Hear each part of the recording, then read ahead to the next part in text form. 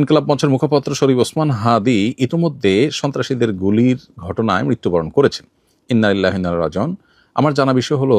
শরীফ ওসমান হাদির এই মৃত্যু কি শাহাদাতের মৃত্যু হিসেবে গণ্য হবে? প্রিয় দর্শক, কোনো মানুষের মধ্যে যদি আল্লাহর সন্তুষ্টি লাভের আশায় মানুষের কল্যাণ সাধনা, ইনসাফ প্রতিষ্ঠা করা, মুসলিম মিল্লাতের চেতনা ধারণ করা এবং মানুষের অধিকার আদায় করার মানসিকতা থাকে এবং সেটার জন্য তিনি যদি লড়ে যান, সংগ্রাম করে যান, এমত অবস্থা যদি তার এই চেতনার কারণে তিনি আক্রমণের শিকার হন এবং মারা যান, সন্দেহাতীতভাবে তিনি শাহাদাতের মর্যাদা লাভ করবেন ইনশাআল্লাহ তাআলা। ইমানদারের মধ্যে যদি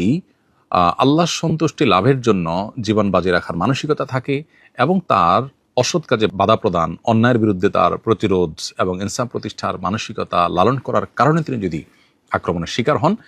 তাহলে সেক্ষেত্রে তিনি অবশ্যই শাহাদাতের মর্যাদা লাভ করবেন। সেই জায়গা থেকে শরীফ ওসমান হাদিকে আল্লাহ তাআলা শাহাদাতের মর্যাদা দান করুন, আমরা সেই দোয়া করি। আর এমনিতেই নবী সাল্লাল্লাহু আলাইহি ওয়াসাল্লাম বলেছেন, মান কুতিলা দুনা দামিহি ফাহুয়া শাহীদ। যে ব্যক্তি কারোর হাতে খুন হয়েছে, জীবন রক্ষা করতে গিয়ে তার জীবন খুন হয়েছে, অর্থাৎ সাধারণ ধস্তাধস্তিতে অথবা কোনো ডাকাতের হাতে মারা গেছে, সেও শাহাদাতের মর্যাদা লাভ করেন। তাহলে সেক্ষেত্রে দ্বীনের কথা বা মুসলিম মিল্লাতের কথা বা মুসলিম চেতনার কথা বা ইনসাফের কথা বা মানুষের অধিকারের কথা যদি কেউ বলতে যান মুসলিম হয়ে এবং আল্লাহর কাছ থেকে যদি বিনিময়ে আশা করেন, তাহলে তিনি অবশ্যই শাহাদাতের মর্যাদা লাভ করবেন। অনেকে আছেন যারা বিপ্লবী মানসিকতা ধারণ করেন, তারা অন্যায়ের বিরুদ্ধে সংগ্রাম করেন, তাদের সে সংগ্রামকে আমরা অবশ্যই শ্রদ্ধা করব,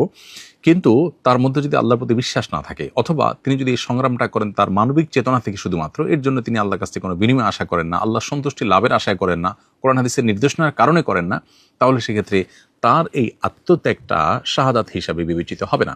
শাহাদাত বিষয়টা আসলে নিয়তের সাথে সংশ্লিষ্ট বিষয়।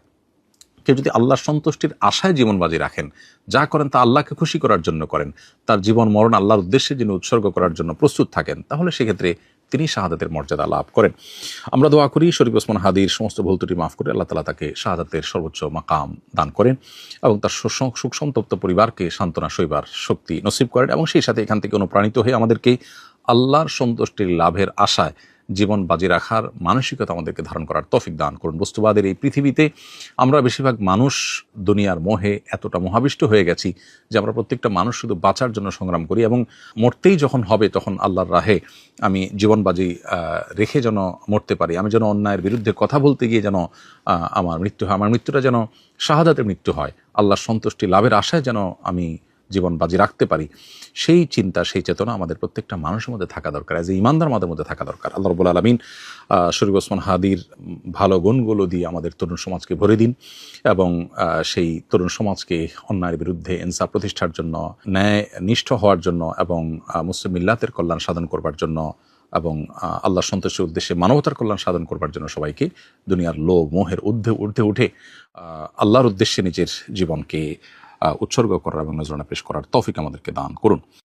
আস-সুন্নাহ ফাউন্ডেশন, উম্মার স্বার্থে সুন্নাহর সাথে।